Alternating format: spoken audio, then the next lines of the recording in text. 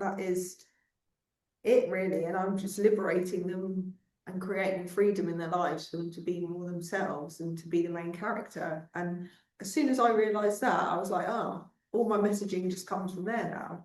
And it doesn't matter if it's a testimonial or a carousel or a reel, they all have the flavor of that message.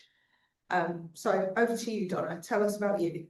Yeah, well, that's something I've realized, and I've realized I've been battling for so. I'll go back to the beginning. So I did an art degree. Feels like it was in 1932. It was, it was in the late 80s, early 90s. But I believed the bull that I couldn't be a full-time artist.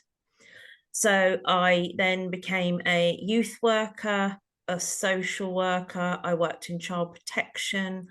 And then I was a substance misuse worker for 12 years. So I spent the majority of my life um, doing people work.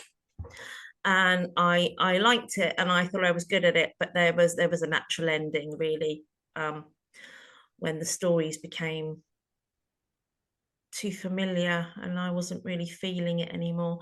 Anyway, and then about in my mid just after my mid 40s, when I was about 46, no, maybe about 44, 45, about 10 years ago, my marriage broke down.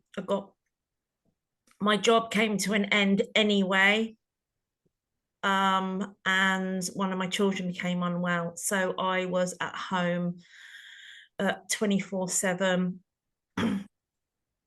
Part of the reason why is too personal to record. So that I won't say that.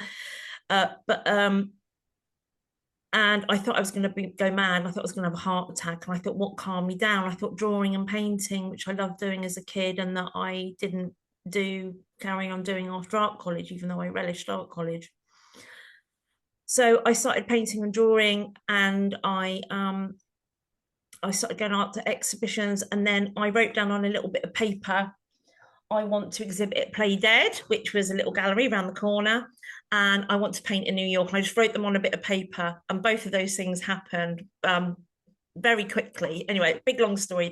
Both those things happened, and then I started painting, and I was painting pretty ladies and beautiful boys, and I was selling, but it was very boring. It was very repetitive, and that's one thing as an artist I don't want to do is just do the same. I know lots of people have their brand, but I was bored within a couple of years. So then I decided to run away to the circus and find out why I was doing my art. And I went off when I was 50 to Central St. Martin's.